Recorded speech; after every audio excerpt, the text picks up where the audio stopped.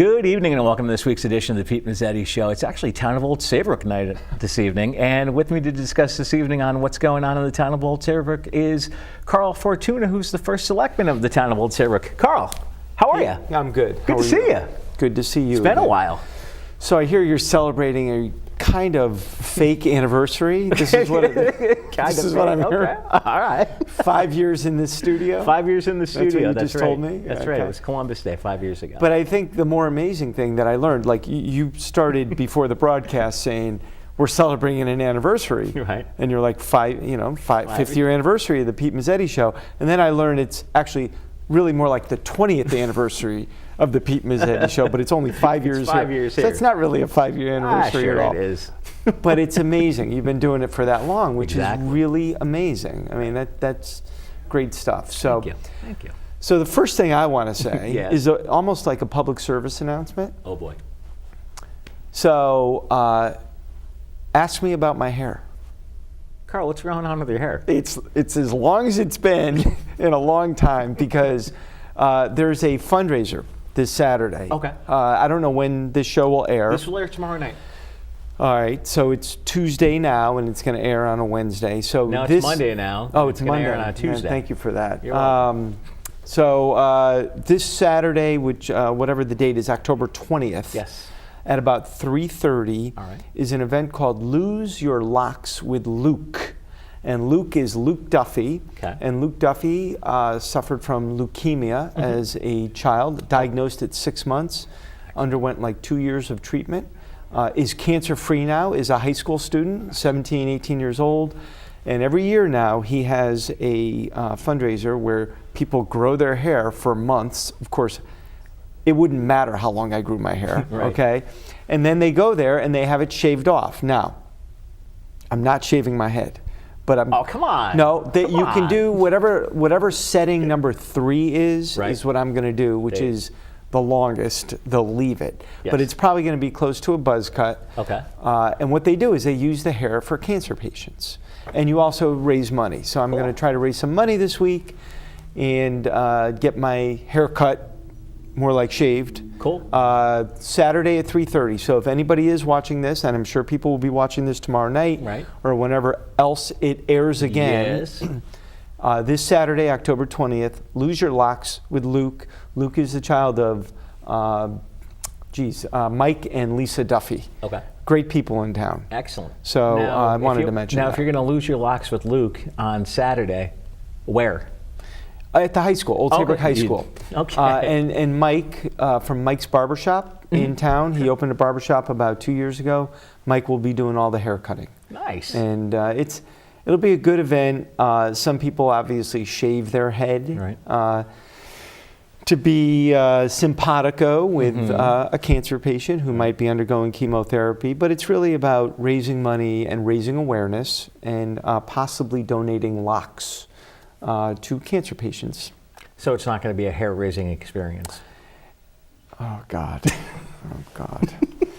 Can I leave now? No. No. We got other So- other stuff we got to talk about. You're not leaving. Anyway, All right. so we got that out of the way, right. and that was the first thing I wanted to say. Cool. I want to promote That's the fine. event. Absolutely. Absolutely. So what's going on in Old Saybrook? I'll just give you.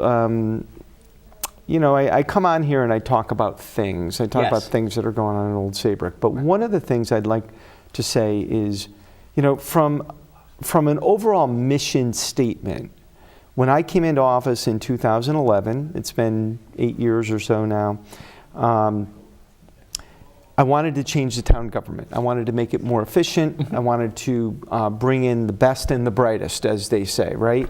And one thing we've done when we've changed personnel, and one of the things I'm most proud of is the people we have in place. I was talking to you earlier tonight about my finance director, and I think Yes. she should be a guest on your show. Absolutely. Former chief investment officer of the state of Connecticut Pension Fund, brilliant woman, and I think you'd enjoy talking to her for a half an hour.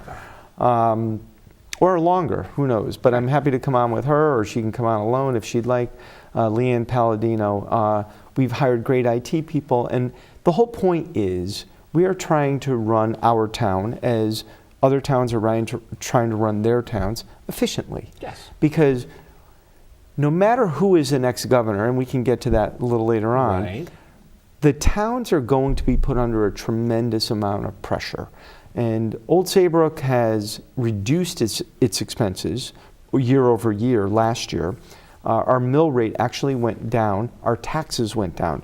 So it wasn't just the mill rate, and I've talked about this before with you. Our taxes went down ever so slightly, maybe enough to get a burger at Little Pub. There you go. A new restaurant in town. There you go. There's a plug. But the mission statement here is to do the best for the taxpayer. We were meeting with a telephone company today, a mobile telephone company today.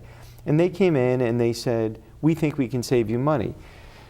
If I can get equal service and save the taxpayer dollars, that's our mission, but we need to retain the services. So it's all about running government as efficiently as possible, but delivering the services that people have come to expect. We have a transfer station. People want that transfer station open a certain number of hours. They want to be able to get rid of their recyclables, their garbage. So it's all about keeping the services and running the town as efficiently as possible. And that is truly something we've tried to do since day one. And I think we're seeing the fruits of the early years now as we get into year 7, year 8. And we have a lot of bonded indebtedness. So that it'll be coming off over the next few years. So the town is really positioned really wonderfully for the next few years. However, as I've said to you before, it's all about the state at this point. Right. You know, people come up to me and talk about economic development, and I know you want to talk a little bit about economic development in town. But it's, you know, southeastern Connecticut is a tough area for jobs. It's a tough area for manufacturing other than Electric Boat. Yeah. Pfizer is moving a lot of people to Cambridge, Massachusetts. Yes. So it's a tough area, and we need to keep Old Saybrook, we need to keep Old Lyme, we need to keep Westbrook as competitive as possible so that people will continue to come here. But it's really about the state. It all comes back to the state. We can be successful. I can come in here, rah, we're doing a great job in Old Saybrook, which I think we are. That's for the people to judge, though. Right. But really it comes down to the state economic environment. But I'd love to talk about one specific economic tool, Pete, Yeah, go for it. that we're using. So we've come on with Susie Beckman before, and we've talked about Mariner's Way. Mariner's Way basically goes from where Pat's Country Kitchen used to be and is now Mystic Market. Right. And it runs basically all the way to Gladeview, Gladeview Nursing Home. And that area is what we call Mariner's Way. We had a group of citizens work on an economic plan. Then we hired a consultant through a grant we got from the state of Connecticut, a $200,000 grant, which delivered a really wonderful product at the end of it. And they said, hey, this is what we think Mariner's Way should be when it grows up, when it gets a little bit of development in it. So we've been trying to think of another economic tool that we could use to spur development in that area. And there is a new state statute about 2-3 years ago called, and bear with me, it's a tax increment financing tool. It's called a TIF, tax increment financing. And what you can't have a TIF district, we're going to call it a TIF, that is more than 10% of your grand list. So it can be no more than 10% of your grand list by state statute. Mariner's Way is 1% of our grand list, so it qualifies. And what you do is you take tax dollars that will be coming in from that district, and the town segregates a portion of those tax finances, tax revenues, and puts them in a fund and reinvests them in that district, in the TIF district. So if $100 is coming in right now, so this is the Custom Marine building, the old Custom Marine building, that area. If we are collecting $100 right now from that entire district, and of course we're collecting a lot more, and next year we collect $110 from that district, $5 of that 10 will be segregated, will not go into the general fund, but will be put aside in basically a savings account. that we can then use later on when we gather enough money to build sidewalks, to build a bike ped walkway, bikeway. We can use it for engineering fees to, make our next great project out there. And the statute, the way it was written, the legislation, it's very broad and encompassing and enabling. And what it does, I can even, if a developer came in and said, I need to get $1 million loan, but I'm going to need to know that 50% of my taxes are going to come back to me, and the bank will approve that loan. So we can actually engage in a credit agreement with the developer. I'm not saying we will. Right. I'm just saying we can. You could. A credit arrangement with the developer to say, hey, we're going to give you 50% of your taxes back to you, and you're going to use it to pay the bank. And the bank will then make that loan. So for the town of Old Saybrook and for the towns that have done this, and there's only about 5 towns in the state of Connecticut that have done it. It's new. Okay. And it is not a slam dunk that a developer is going to come in and say, oh, wow, Old Saybrook has a tax increment financing district. I'm going to invest $10 million. It's not going to happen like that. No. But what it does is it says to developers, hey, we're serious about development in this area. We are serious about increasing the tax base in Mariner's Way so that even though we're giving 50% of the money back into the district, the town, if the values in that area go up so much because there's good development, the town is going to be a net positive, even giving some of that money back. So it's a tool in the toolbox. As you know, I'm very proud of Old Saybrook's mill rate. It's one of the lowest in the state. A TIF district is simply another tool in the toolbox for a town to encourage a developer to come into town and invest. Nice. And there I'm going to get off my soapbox on Mariner's Way and TIF districts. It's a little bit of an esoteric topic, but we were very slow to come to it. I wanted to be very careful and cautious.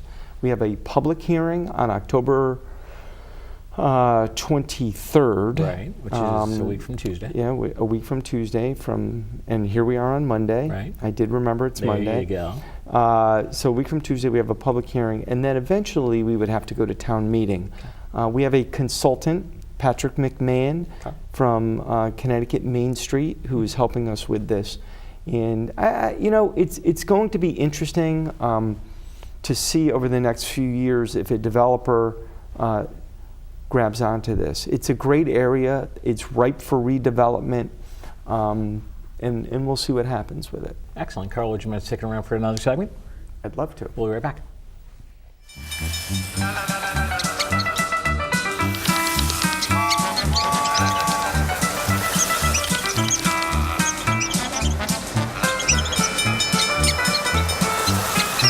Kids will spend 15 minutes watching online videos like this one. Brushing for 2 minutes now can save your child from severe tooth pain later. 2 minutes, twice a day. They have the time. Hey, let's check out this park.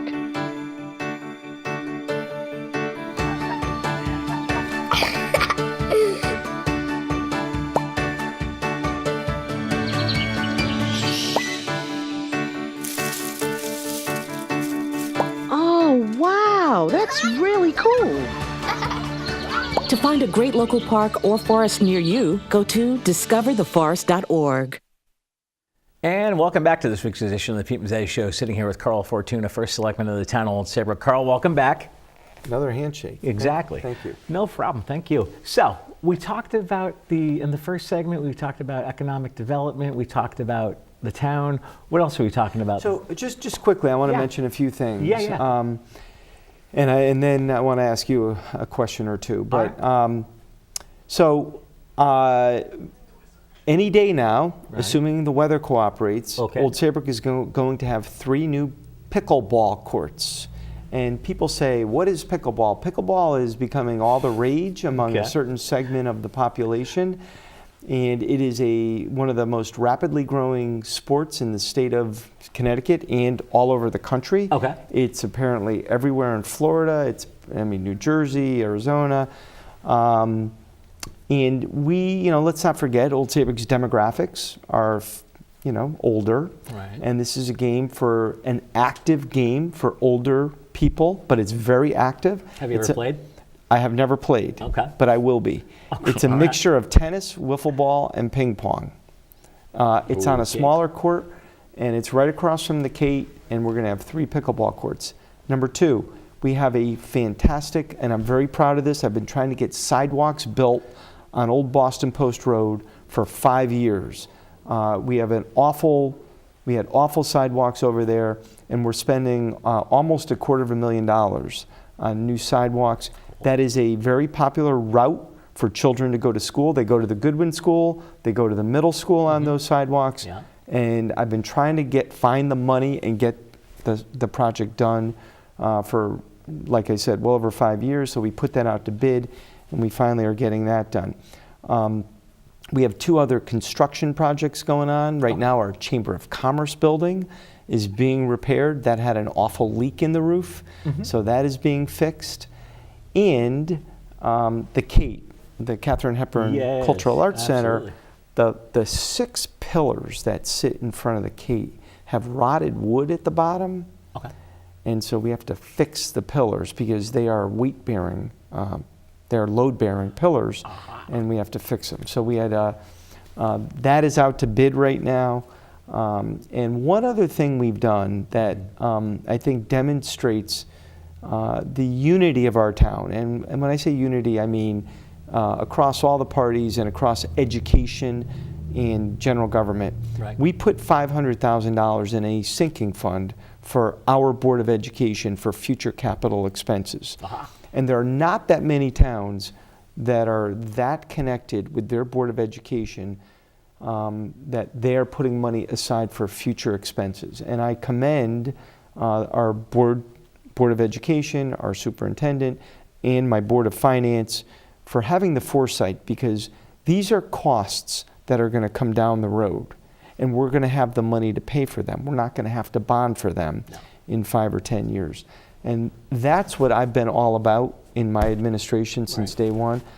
I am trying to put money aside for capital projects so that the town has the cash to pay for these big construction projects, $1 million or less, because anything over $1 million you should probably be bonding for. Yeah.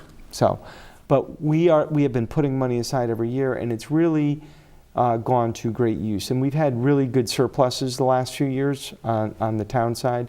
We had nearly $1 million surplus in the 17-18 fiscal year. Excellent. So we took some money and put it aside for future projects. So a lot of good stuff going on in town. Really, the town is doing well. Like I said, it all comes back to the state. Cool. But hey, but hold on, before we switch roles tonight. Upcoming election in November. Yeah. Thoughts, feelings? Talk to me. I pray for whoever wins. Okay. And I'm not necessarily the most religious person. Look, the state is in dire condition. I brought something with me What'd you bring? from the Mercatus Institute. Connecticut is ranked 49th out of 50th states in cash solvency, budget solvency, and long-run pension and health solvency. Connecticut is in a bad way, and not just for 2 years, and not just for 4 years, longer than that, probably for 4 to 6 years. Whoever the next governor is, Ned Lamont, it's probably going to be Ned Lamont or Bob Stefanowski. I find it highly impossible or improbable anyway that another candidate would win. They're going to need a lot of help. They're going to need our support. Whoever the next governor is, I will root for them on day one, not only as a citizen of the state of Connecticut, but as the first selectman in the town of Old Saybrook, because like I say to everybody, we can't be successful without the state being successful. We can't. No. Jobs will not come here unless the state is successful. They're not going to come to Old Saybrook because we're some sort of, island in the middle of this state called Connecticut. It doesn't work like that. So Yes. I'm not going to talk politics with you in terms. I'm a Republican. I will, choose who I want to choose on Yes, election day. exactly. But whoever wins on that next morning, I will support. Yes. Okay. Wholeheartedly. And I Excellent. won't go negative. There you go. It's all about civility. There you go. So, Pete, Yes, Carl. what do you have next Tuesday on October 23rd? Do you have an event? I do have Tell an me event. about it. I've got an event next Tuesday, actually at. Can I have the iPad and act like I'm interviewing you now? Yeah, there you go. Next Tuesday, we actually have an event for the Ronald McDonald House at Luigi's Restaurant in Old Saybrook, where you go in and you have lunch or dinner. It's good for dine-in and takeout, and you get the coupon from the Ronald McDonald House Facebook page, and then you go in, have your meal, present the coupon, and then a portion of the proceeds goes back to the Ronald McDonald So House. people should go to the Ronald McDonald House Facebook page, page. right? Okay. And download the coupon. and download the coupon and bring it in. And then come and go hang to out. Luigi's. Go to- And right. What time? all day, On October 23rd. right? From the time Luigi's opens until they serve dinner at night. Right. And some of the proceeds will go to the Ronald McDonald House, what is the mission statement for the Ronald McDonald House? Think about it like this. It's a home away from home. Okay. Basically, if your child is at the Yale New Haven Children's Hospital, it's a place you can go unwind for a little while. And actually, what people don't know, or they might not know, I didn't know is the Ronald McDonald House recently moved. They used to be on George Street in New Haven, but they moved to 860 Howard Avenue about little over a year ago, and they're right directly across the street from the hospital. Oh. So in other words, if you're an adult, Right. you can go there if you have a child being treated or something. So exactly. I didn't realize. Exactly. Oh, yeah. Okay. Yeah. So are you involved in any other charities, or is that No, your that's- main? that's- And you're on the that- board there that's the ma- too, that's- as I recall. That's the main, and yes, I actually am on the board of directors for Connecticut. And how long have you been on the board? I've been on the board of directors for Connecticut for about 3.5 years. Yeah. It's a great mission. It is. We all know what important work nonprofits do. Oh, yeah. In all our communities. I mean, the nonprofits are critical to so many people. And, we're doing a United Way campaign drive. Oh, are we? Well, I am. You are. I mean, You not are. I am, but You are. in the town of Old town is. Saybrook. Oh, nice. We're going to be doing that. And, when you look at what the United Way gives to and all the, they are a donor. Oh, absolutely. And they give to Old Saybrook Youth and Family Services, but they give to Mercy House. They give to, Ronald McDonald House, Right. for all I know. Yeah. And there are just so many nonprofits out there that are in need, and especially comes back to the state of Connecticut. Oh, yeah. There's a lot of cutbacks going on in the nonprofit world. I mean, some of the criticism of the Malloy administration has been they cut back on Department of Children and Families, and they cut back on the neediest in our community. They cut back on transit. Right. I mean, the way people need to get around if they can't drive. Exactly. And so, it's really important for all of us to support our nonprofits, because I think they are going to take on a much larger role Oh, yeah.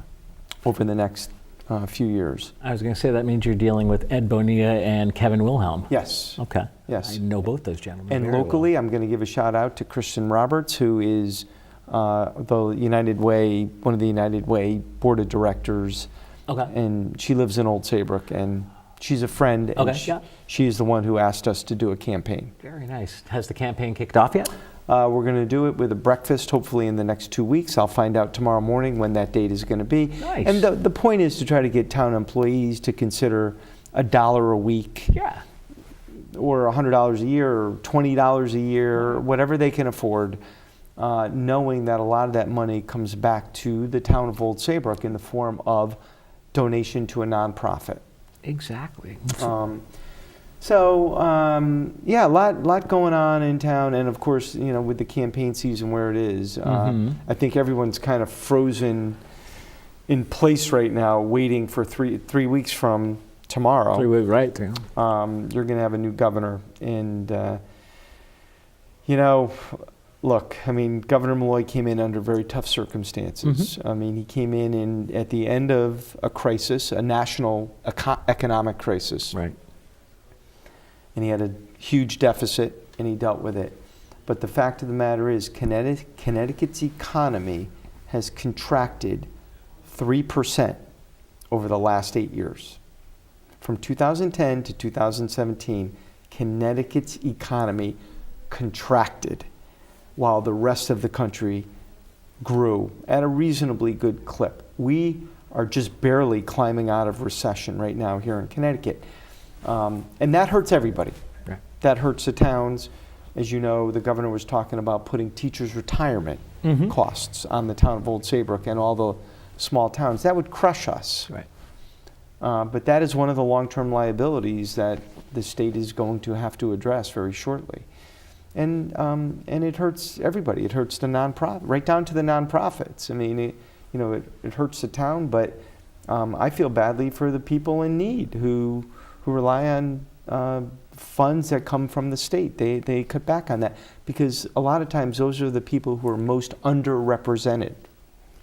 So it's easier to cut the money. Well, I'm going to say goodnight, but before I do, so I want to thank you for coming down. I'm sorry. But Yeah, before, I just kept going on so there you know for a what? while. You said you wanted to be Pete Mezzetti? Yeah. Say goodnight. I've already said my goodnight, so look in the camera and say goodnight, Carl. So from the Pete Mezzetti Show, my name is Carl Fortuna, First Selectman of the town of Old Saybrook. I'd like to thank the host, Pete Mezzetti, and wish you all a good night. Thank you. Good night.